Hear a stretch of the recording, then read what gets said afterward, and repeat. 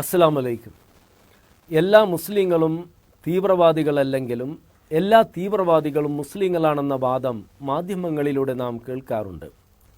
വക്കത്തിരുന്ന് ചരിത്രത്തെയും സംഭവ വികാസങ്ങളെയും ദർശനങ്ങളെയും നിരീക്ഷിക്കുന്ന മാധ്യമ പ്രവർത്തകരും സ്വയം ബുദ്ധിജീവികളായി ചമയുന്നവരും മുസ്ലിം വിരുദ്ധ മനസ്സ് ഉള്ളിൽ ഒളിപ്പിച്ചു വെക്കുന്നവരും ഇത് തന്നെ ആവർത്തിക്കുന്നു. അജ്ഞത കൊണ്ട് പലരും ഇത് കണ്ണടച്ച് വിശ്വസിക്കുന്നു. എന്നാൽ യാഥാർത്ഥ്യം എന്താണ്? മഹാത്മാഗാന്ധിയെ വധിച്ച നഥുറാം ഗോഡ്സെയും ഇന്ദിരാഗാന്ധിയെ വധിച്ച സത്വന്ത് സിംഗും ബീത് സിംഗും രാജീവ് ഗാന്ധിയെ വധിച്ച ധനു എന്നറിയപ്പെടുന്ന തേൻമൊഴി രാജരത്നവും ശിവരസനുമെല്ലാം മുസ്ലിങ്ങളായിരുന്നില്ല. അമേരിക്കൻ പ്രസിഡന്റുമാരായ ഏബ്രഹാം ലിങ്കനെ വധിച്ച ജോൺ വിൽക്സ് ബൂത്തും ജോൺ ഫിറ്റ്സ് ജെറാൾഡ് കെനഡിയെ വധിച്ച ലീ ഹാർവി ഓക്സ്വേൾഡും മുസ്ലിങ്ങളായിരുന്നില്ല.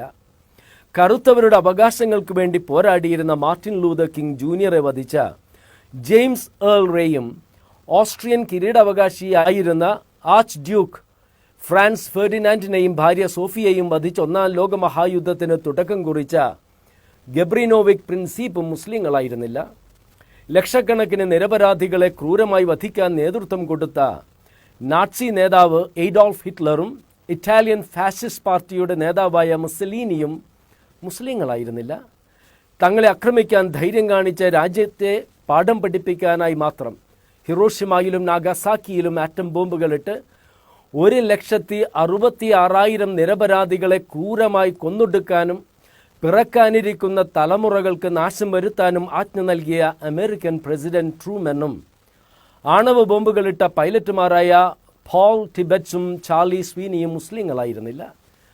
അമേരിക്കയിലെ ഒക്ലഹോമ സിറ്റിയിലെ ഫെഡറൽ ബിൽഡിംഗ് സ്ഫോടനത്തിൽ തകർത്ത് 168 ജീവനുകൾ എടുത്ത തിമത്തി ജെയിംസ് മെക്വെയിനും ഓസ്ലോയിലെ ഗവൺമെൻറ് മന്ദിരങ്ങൾ സ്ഫോടനങ്ങളിൽ തകർത്ത് 8 പേരെയും അതിനുശേഷം ഉറ്റോയ ദ്വീപിലെ നോർവീജിയൻ ലേബർ പാർട്ടിയുടെ യുവജന ക്യാമ്പിൽ വെച്ച് 69 നിരപരാധികളെയും വധിച്ച ആൻഡ്രസ് ബെയറിംഗ് ബ്രേവിക്കും മുസ്ലിങ്ങളായിരുന്നില്ല.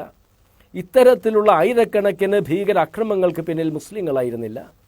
1ഉം 2ഉം ലോകമഹായുദ്ധങ്ങൾക്ക് തുടക്കം കുറിച്ചതും ലക്ഷക്കണക്കിന് ജീവനുകൾ എടുത്തതിന് നേതൃത്വം കൊടുത്തത് മുസ്ലിങ്ങളായിരുന്നില്ല.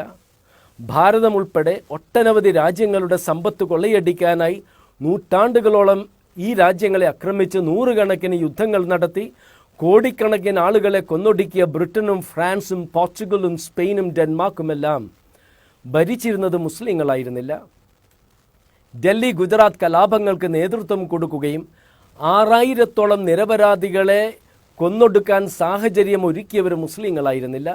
ലോകത്തിൻ്റെ വിവിധ ഭാഗങ്ങളിൽ നിന്നും മതപരിവർത്തനത്തിലൂടെ യഹൂദമതം സ്വീകരിച്ച യഹൂദരെ വസിപ്പിക്കാനായി നൂറ്റാണ്ടുകളോളം തലമുറകളായി ജീവിച്ചിരുന്ന പലസ്തീൻകാരെ ജന്മനാട്ടിൽ നിന്നും ആട്ടിയിറക്കി അവരുടെ പൈതങ്ങളെപ്പോലും കശാപ്പ് ചെയ്തുകൊണ്ടിരിക്കുന്ന ഇസ്രായേൽ ഭരണകൂടത്തിന് നേതൃത്വം കൊടുക്കുന്നത് മുസ്ലിങ്ങളല്ല.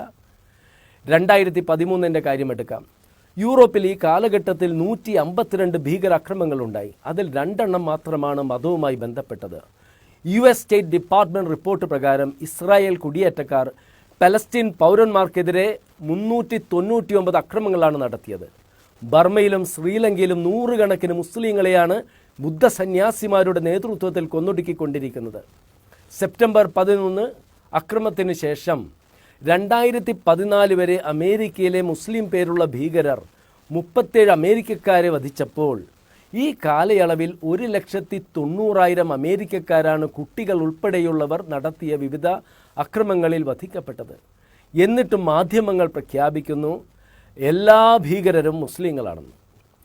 ജീവൻ അള്ളാഹുവിൽ നിന്നുള്ള ദാനമാണ്. അതിനാൽ അത് പവിത്രമാണെന്ന് മാത്രമല്ല, സ്വന്തം ജീവൻ സ്വയം നശിപ്പിക്കുവാനോ അന്യൻ്റെ ജീവൻ അകാരണമായി എടുക്കുവാനോ മനുഷ്യന് അധികാരമില്ല എന്നതാണ് ഇസ്ലാമിക നിയമം. അതിനാലാണ് വലാ തഖ്തുലു അൻഫുസക്കും, നിങ്ങൾ നിങ്ങളെ തന്നെ വധിക്കരുതെന്ന് വിശുദ്ധ ഖുർആൻ 4-ാം അധ്യായത്തിലെ 29-ാം വചനത്തിൽ ഉണർത്തുന്നത്. അന്നഹുമൻ ഖതല നഫ്സൻ ബിഗൈരി നഫ്സിൻ ഔ ഫസാദിൻ ഫിൽ അർളി ഫകഅന്നമാ ഖതല നാസ് ജമിയ വമൻ അഹ്യാഹ ഫകഅന്നമാ അഹ്യ നാസ് ജമിയ. കൊലപാതകം മൂലമോ ഭൂമിയിൽ അതിക്രമം ചെയ്തതിനാലോ അല്ലാതെ ഒരു നിരപരാധിയെ വധിക്കുന്നത് മനുഷ്യ സമൂഹത്തെ ആകെ വധിക്കുന്നതിന് തുല്യമാണെന്നും ഒരു നിരപരാധിയെ രക്ഷിക്കുന്നത് മനുഷ്യ സമൂഹത്തെ ആകെ രക്ഷിക്കുന്നതിന് തുല്യമാണെന്നും 5-ാം അധ്യായത്തിലെ 32-ാം വചനത്തിലൂടെ പ്രഖ്യാപിക്കുന്ന വേദഗ്രന്ഥമാണ് വിശുദ്ധ ഖുർആൻ. ഭക്ഷണത്തിനും സ്വന്തം ജീവൻ രക്ഷിക്കാനുമല്ലാതെ മറ്റു ജീവജാലങ്ങളെ പോലും കൊല്ലരുത് എന്നതാണ് ഇസ്ലാമിക സമീപനം. നിങ്ങളൊന്ന് മനസ്സിലാക്കുക, ഭീകരർക്ക് മതമില്ല, വിശ്വാസമില്ല, ആദർശമില്ല, കാരുണ്യമില്ല. ബാങ്ക് കൊള്ളയടിച്ച മൈക്കിളിനെയും അഹമ്മദിനെയും പ്രകാശനെയും ക്രിസ്ത്യൻ കൊള്ളക്കാരനെന്നും മുസ്ലിം കൊള്ളക്കാരനെന്നും ഹിന്ദു കൊള്ളക്കാരനെന്നും നാം വിളിക്കാറില്ല. അതുപോലെ തന്നെയാണ് ഭീകരവാദികളെയും തീവ്രവാദികളെയും കാണേണ്ടത്. മുസ്ലിം പേരുള്ള ഭീകരവാദികൾ ഏറ്റവും അധികം വധിക്കുന്നത് മുസ്ലിങ്ങളെ തന്നെയാണ്. അവർ ഏറ്റവും കൂടുതൽ തകർക്കുന്നത് മുസ്ലിം പള്ളികൾ തന്നെയാണ്. വെള്ളിയാഴ്ച ജുമാ നമസ്കാരത്തിന് കൂടിയിരിക്കുന്ന വിശ്വാസികളുടെ നേർക്ക് നിറയൊഴിക്കുന്ന ഭീകരവാദികൾക്ക് മുസ്ലിം ലേബൽ നൽകുന്ന മാധ്യമങ്ങളുടെ അജണ്ട മനസ്സിലാക്കാനുള്ള സാമാന്യ ബുദ്ധി മുസ്ലിങ്ങൾക്കുണ്ട്.